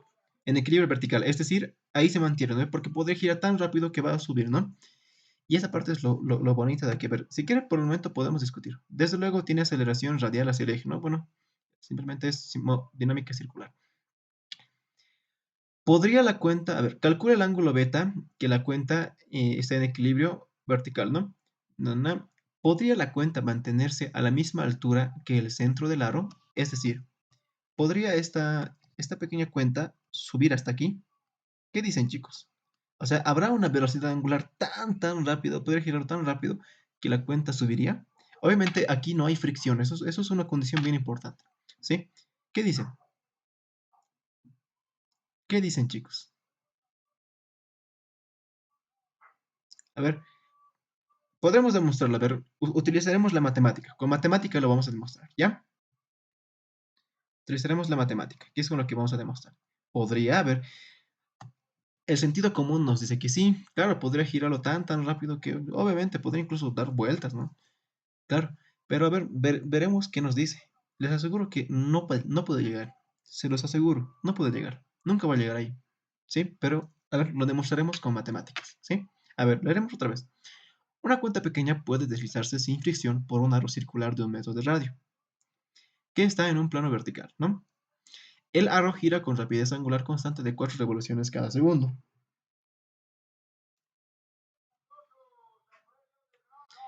Calcule el ángulo beta en que la cuenta esté en equilibrio vertical. ¿Sí? Primero calcularemos el ángulo beta. Ya, para eso, a ver, lo que yo voy a hacer. A ver, voy a agarrar un compás. No. Ahí. Vamos a casa. A aplicaciones. Un compás, ¿sí? Voy a usar un compás. Porque como está en blanco, entonces difícil no se ve muy bien. Entonces, más o menos, que este sea su radio. Que este sea su radio. Listo. Y vamos. Entonces, ¡zas! Listo. Y ya está. Este va a ser nuestro. Ya, más o menos la cuenta está más o menos por aquí, ¿no? Más o menos por aquí. Bien. Ahora, a ver, si trazamos una recta normal que pase por el centro, más o menos aquí, y vamos a trazar una recta vertical. Una recta, vamos a trazarlo de manera vertical. ¿Listo? A ver. Sas. Listo. Donde el ángulo beta pues se encuentra en este punto, ¿no? Aquí va a ser beta. Listo. Bien, haremos el diagrama de cuerpo libre. Hagamos el diagrama de cuerpo libre. Ya. El peso siempre apunta hacia abajo, ¿no? Entonces, aquí podemos fácilmente colocar el peso. Entonces, esto va a ser la masa por la gravedad. Bien, ahora, como es una circunferencia y hay una eso implica que hay una superficie de contacto. La normal es siempre perpendicular a la superficie de contacto, ¿no? Entonces, la normal va a apuntar al centro. Esto por la geometría del problema, ¿no? Entonces, más o menos aquí estaría la normal. No hay fricción. Entonces, solo tengo la normal. Listo. Y esto pues está girando. Esto gira a una velocidad angular que ya conocemos. Listo. Ahora, para no saturar el dibujo, lo voy a colocar aquí los ejes X y Y. ¿Sí? Aquí lo voy a colocar ya para no saturarlo el dibujo, porque creo que lo voy a llenar mucho este lugarcito y no se va a ver bien. Entonces aquí lo voy a colocar el eje Y y este va a ser mi eje X. ¿Sí? Era que lo dibuje más grande. Bien. Ahora, listo. Ahora el ángulo beta, por la geometría del problema, se repetiría ahí, ¿no? Ahí estaría el ángulo beta. Bien. Ahora simplemente podemos plantear nuestras ecuaciones. A ver. En el eje X, sumatoria de fuerzas en el eje X debería ser simplemente masa por aceleración centrípeta, ya que en el eje X hay movimiento, ¿no? Entonces todo lo que apunta al centro va a ser, todo lo que apunta al centro va a ser positivo. Por lo tanto, simplemente aquí tengo la normal multiplicado por el seno de beta, ¿verdad? Esto simplemente es igual a la masa, pero la aceleración centrípeta es igual a la velocidad angular al cuadrado dividido entre multiplicado por el radio, ¿no? No dividido, multiplicado por el radio. En este caso, el radio de giro, que sería esta distancia. No, el radio de giro es otra cosa, perdón. En un cuerpo rígido, el radio de giro es otra cosa, ¿no? Pero, ¿me entienden, no? Me refiero al radio, que es la distancia perpendicular respecto al eje. De hecho, este radio siempre es la distancia perpendicular respecto al eje, o la distancia mínima. Entonces, si hacemos un triangulito, más o menos aquí. Bueno, aquí le voy a dibujar el triangulito. Lo hacemos aquí, lo voy a colocar esto aquí y esto aquí, ¿sí? Este sería mi R minúscula, que es la distancia perpendicular respecto del eje de giro. Este sería el radio del arito, ¿no? Y aquí pues obviamente estaría el ángulo beta. De esto podemos sacar qué es lo que me relaciona el cateto opuesto con la hipotenusa. Es el coseno, es el seno, ¿no? Entonces el seno de beta va a ser igual al cateto opuesto R sobre la hipotenusa, R minúscula. Donde simplemente, bueno, R ya saben cuánto vale, ¿no? Entonces simplemente aquí tengo que la normal multiplicado por el seno de beta va a ser igual a la masa por la velocidad angular. No me conviene todavía. A esto aún no me conviene. A esto le llamaremos la ecuación número 1. A esto le vamos a llamar la ecuación número 2. Calcularemos la normal primero, ¿ya? Calcularemos la normal primero, así lo reemplazamos todo de una. Entonces, sumatorio de fuerzas en el eje Y pues debería ser igual a cero, ¿no? Ya que no hay movimiento vertical. Esto me dice el problema. Fíjense que me dice, calcula el ángulo beta de la cuenta cuando la cuenta está en equilibrio vertical. Y para que esté en equilibrio vertical, pues no debería haber desplazamiento. Por lo tanto, las fuerzas deberían ser cero, ¿no? Todo debería cancelarse. Entonces, todo lo que apunta hacia arriba es igual a todo lo que apunta hacia abajo. Por lo tanto, la normal multiplicado por el coseno de beta es simplemente igual a la masa por la gravedad. Entonces, la normal es igual a la masa por la gravedad dividido entre el coseno de beta, ¿sí? Bien, ahora podemos reemplazar en 2. Todo, ahora sí me conviene más, ¿no? Podemos reemplazarlo todo en la ecuación número 2. Si reemplazamos todo en la ecuación número 2, yo tengo que simplemente va a ser masa por la gravedad por el seno de beta, creo que se cancelan, seno de beta sobre el coseno de beta. Esto es tangente, ¿no? Pero a ver, creo que se cancela. Por la masa multiplicado por la velocidad angular al cuadrado sobre r, que vale el radio del aro dividido, el radio multiplicado lo sabía, se cancela por el seno de beta. Donde, si observa, el seno de beta con seno de beta se cancela, la masa con la masa se cancela, la velocidad angular yo la conozco, ¿no? Por lo tanto, a ver, aquí podemos despejar el coseno. Simplemente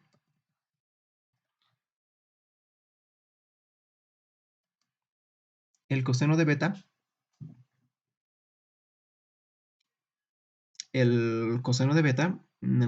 aquí simplemente tengo coseno de beta, aquí sería la gravedad, está bien, ¿no? Claro, sobre la velocidad angular al cuadrado multiplicado por r, ¿sí?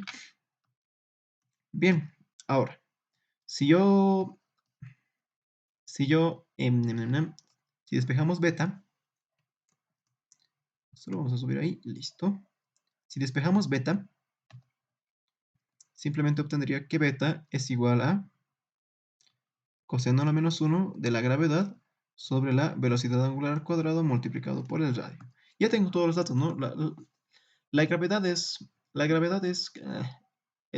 una constante, por lo tanto lo conozco. La velocidad angular, por condición de problema, me dice que vale 2 revoluciones cada segundo. Y el radio, pues, es 0.1 metros. Entonces, podemos calcular el ángulo beta. Beta simplemente es igual al coseno a la menos 1 de la gravedad, que vale 9,8, por la velocidad angular al cuadrado. Hay 4, ¿por qué le he puesto 2 aquí? ¿Qué me pasa? 4. 4 revoluciones cada segundo. Bien, entonces aquí sería 4 revoluciones cada segundo. Ahora debe estar en radianes, siempre debe estar en radianes sobre segundo, ¿no?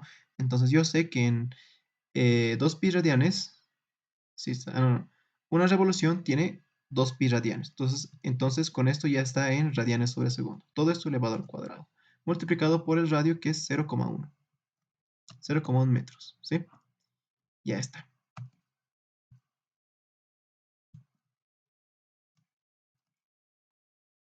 Listo. A ver, ¿cuánto sale, chicos? Beta.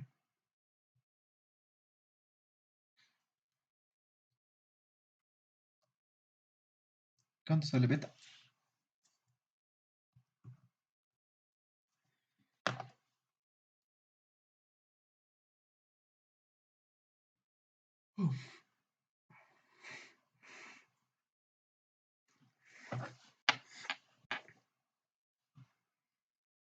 Ya, 81,1. 81,1 lo voy a colocar. Muy bien, muy bien. Bien, ya hemos calculado el inciso A. A ver, ya está. Miren, este sería para el inciso A, ¿no? Ahora nos faltaría el inciso B. A ver, ¿qué me dice el inciso B? ¿Podría mantenerse el aro a la misma altura del... a ver, podría mantenerse la cuenta, podría la cuenta, perdón, mantenerse a la misma altura que el centro del aro? ¿Qué dicen, chicos?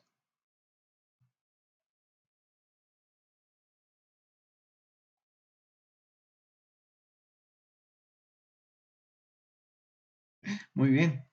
Claro, si observan, para que haya equilibrio, la normal tiene que oponerse, ¿verdad? O sea, claro, si observan, la normal, una componente, bueno, si yo descompongo la normal, para que haya equilibrio, la componente vertical en el eje Y, la componente vertical de la normal, tiene que cancelarse con la masa.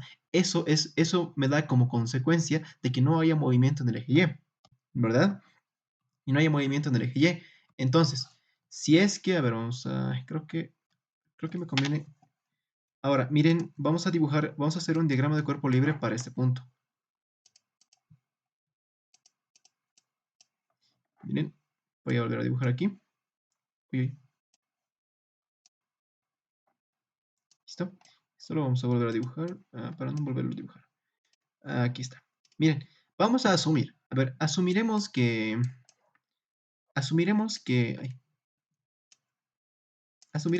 por alguna X razón, no sé, por magia, ¿ya? Asumiremos que llega aquí. Llega justo ahí, ¿ya? Entonces haremos el diagrama de cuerpo libre. A ver, la masa siempre apunta hacia abajo, ¿no? La masa por la gravedad. Listo. Ahora la normal siempre es perpendicular a la superficie de contacto. Entonces miren, aquí voy a dibujar una normal. En este caso apuntaría al centro. Entonces no hay ni una fuerza, no hay ni una fuerza que equilibre la masa. Nunca va a llegar, entonces por eso. No hay ninguna fuerza que equilibre la, ¿cómo se dice? No hay ninguna fuerza que equilibre el peso. ¿Por qué? Porque para que el cuerpo se mantenga en equilibrio vertical, debería haber algo que cancele el peso, porque eso va a hacer que no tienda a bajar. Entonces, al no haber nada, miren, debería cumplirse su sumatorio de fuerzas en el eje Y debe ser cero, ¿no? Entonces simplemente tengo la masa por la gravedad de cero. A ver, que la masa sea cero, imposible. Que la gravedad sea cero, cuestionable. Pero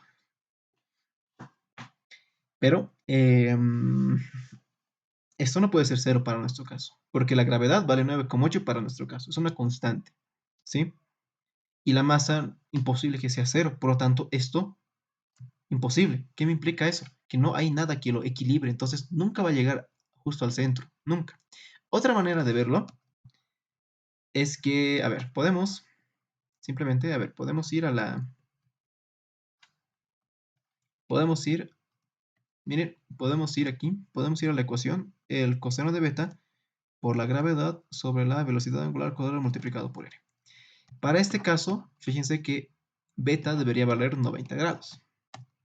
Entonces, coseno, miren lo mismo, coseno de 90 va a ser igual a la gravedad sobre la velocidad angular al cuadrado multiplicado por cero. Listo.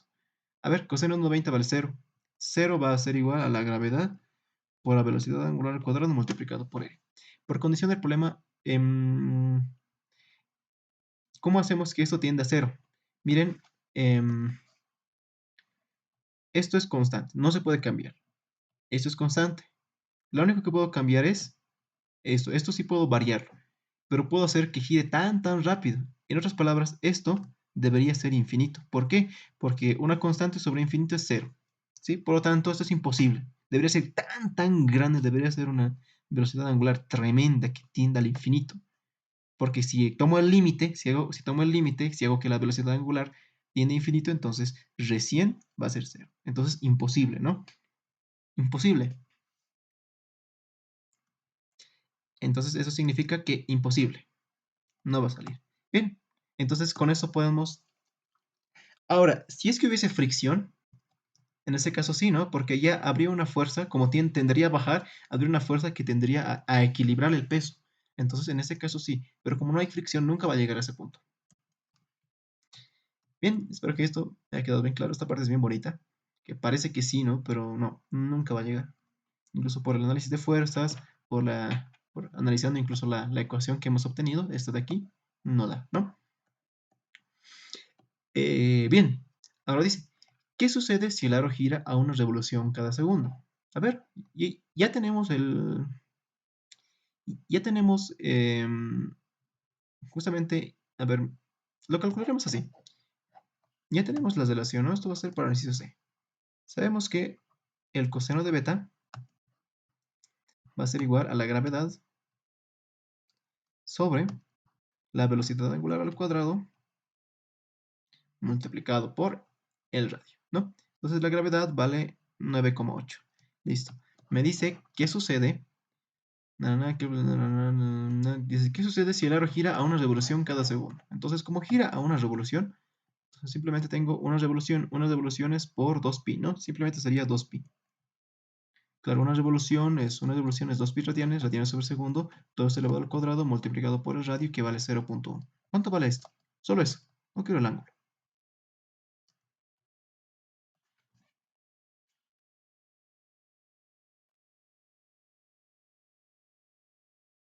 ¿Cuánto vale, chicos?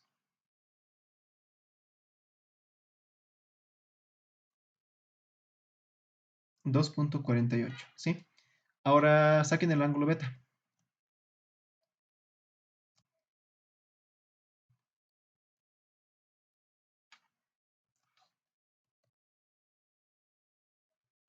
Les ha salido eso, ¿no? No hay ángulo. No hay ángulo. Es porque el valor de 2,98 está fuera del rango del coseno. Porque el dominio del coseno es desde menos infinito hasta infinito, ¿no ve? Pero el rango es desde -1 hasta 1. Y el 2,48 está fuera del rango. Entonces no hay ángulo. ¿Qué significa eso? A ver, ¿a qué conclusión pueden llegar con eso?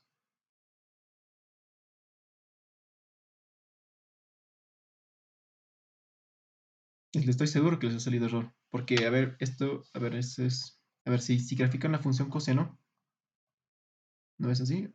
Si coseno de cero, no, coseno de cero vale 1, ¿no? No, no, esa es la función seno. Perdón, perdón. La función coseno es así.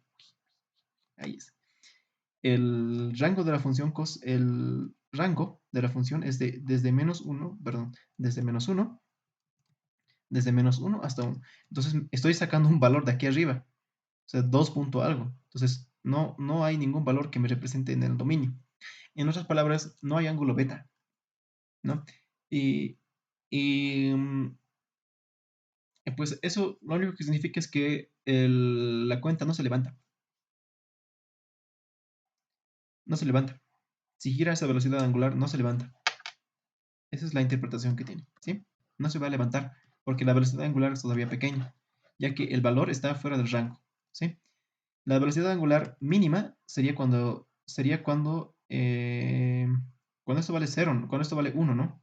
Cuando esto vale 1, ¿no? Entonces, si esto vale 1, que tengo la gravedad por la velocidad angular por r. Entonces, la velocidad angular al cuadrado simplemente va a ser g sobre r. Por lo tanto, yo tengo que la velocidad va a ser igual a raíz de g sobre r. Y esta es la velocidad angular mínima para que se levante. Y si lo calculan, les va a dar todavía menor que 2pi, que sería 6,2, ¿no? No, mayor, perdón. Simplemente va a ser la gravedad 9,8 dividido entre el radio 0,1. ¿Cuánto les sale esto? Debería valer 1, ¿no? Porque ese sería el valor más. Sí, debería valer 1. Porque si vale 0, significa que vale 90 grados, ¿no? Que vale 1, quiere decir que está en 0 grados, que está a punto de levantarse. Entonces, ¿cuánto sale esto, chicos?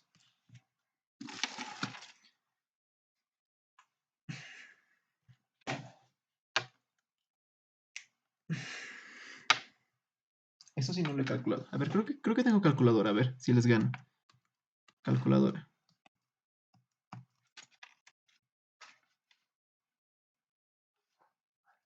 A ver. Ja, No hay pi, no hay ni raíz cuadrada.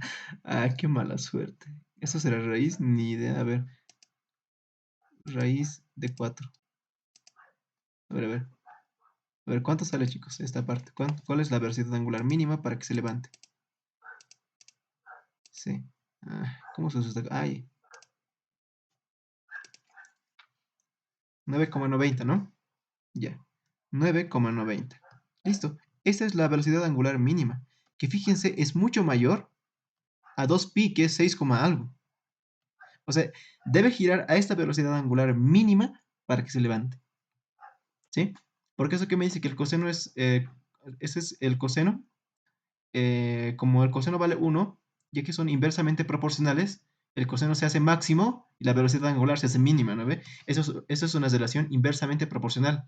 Por lo tanto, si el ángulo se va a hacer, si el coseno se hace máximo, la velocidad angular va a ser la mínima. Por lo tanto, esta es la velocidad angular mínima a la que debe girar. Que fíjense que aquí me da 4 revoluciones cada segundo, que es mayor. Si lo multiplico por 2pi es más o menos 4 por 3, debe ser 12 punto algo, ¿no? Y 12 punto algo y es mayor. Entonces, esta debe ser la velocidad angular que deben superar para que se empiece a levantar. ¿Sí? Entonces, no hay solución para un ángulo de 2pi y para una velocidad angular de una revolución cada segundo. Incluso es lentísimo, ¿no? Una revolución cada segundo me dice que da una vuelta cada segundo. O sea, es bajísimo, es dependiendo de quién lo vea, ¿no? Es bajísimo. Debo superar esta frecuencia para que se empiece a levantar, porque este valor ya está dentro del dominio de la función coseno, ¿no? Y eso sería, ¿sí? Listo. Bueno, esos son problemas más ya para analizar, más para pensar que resolver, porque la solución es bastante sencilla, ¿no? No es muy complicada. Pero ya cuando ya te preguntan ciertas cosas, ¿qué pasaría si? What if? Ya. ¿Qué pasaría si? Yo pensando en Marvel. Bueno, eso sería todo, ¿sí? Eso sería todo por hoy. Vamos a terminar un poquito más antes. Entonces, con esto nos despedimos, chicos. ¿Sí? La siguiente vamos a avanzar dinámica, pero ya utilizando los sistemas coordenados que habíamos visto. ¿Sí? Eso sería todo, chicos. ¿Alguna pregunta?